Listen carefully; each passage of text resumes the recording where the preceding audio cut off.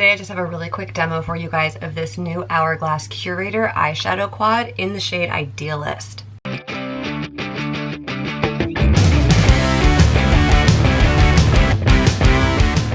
So I picked these shades because to me, this is just on the warm side of neutral.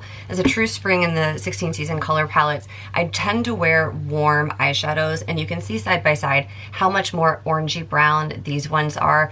These ones don't go all the way to pink or even taupe, but they are a little bit more neutral than these, and so I wanted to try them, mix it up a little bit, have a little bit of something different. I really have been enjoying the colors. I find them really easy to use and blend, and they just create a really nice natural look, as opposed to the kind of look where it's like, wow, your eyeshadow looks really nice. It's more like, oh, like you look really pretty today, which at 39 years old is kind of my new jam. And I'm running a bit late this morning. I'm just going to a day party out in the country. A family friend hosts this like big weekend get together every year. Last year was the first year my husband and I went, but we had such an amazing time. We're gonna do an out and back to participate again this year. And so I don't want a really heavy eyeshadow look. I just want something that again is gonna be like, oh, like you look really nice. So that was, this color down here that I just put on is matte. This one is also matte, and the two in the top are more of like a satin, lightly shimmery, but not shimmery, if that makes sense. So then I'm just gonna use a little bit of this one. This is the color I was a little bit worried about being super dark. And as you can see, as I put it on, it is not. And my other concern with colors like that is that they won't blend. I use those pretty sparingly just to create the shape of the eye, and then I like to blend it. And when they go on too splotchy or too pigmented, or in this instance, I was concerned it'd be very, very orange. And I don't feel like it is, especially if I blend it with a little bit more of that mid-tone color. I feel like ultimately where we land is just a really beautiful eye shape. Now over here, I'm gonna probably have to go back and touch up the other eye, but I wanted to show you, it is quite layerable. So now unfortunately I think I'm gonna have a bit of a bolder look than I planned, but I do it for you guys. So it is quite layerable. I do like that I can kind of do the makeup artist thing and blend it out with a finger as well. I'm just really impressed with the formulation on these eyeshadows. I feel like I kind of got away from using Hourglass in the past because their, you know, holiday ambient lighting edits kind of, in my opinion, lost quality a lot over the years. So I was a little bit hesitant, but I'm very, very happy with this formulation. I don't love, as somebody who has relatively small deep set eyes, I don't love eyeshadows that overpower, where there is no potential for layering. It's just going to be really bold right off the rip, and there's not much you can do about it. I like the ability to layer. I like the ability to build the color and blend.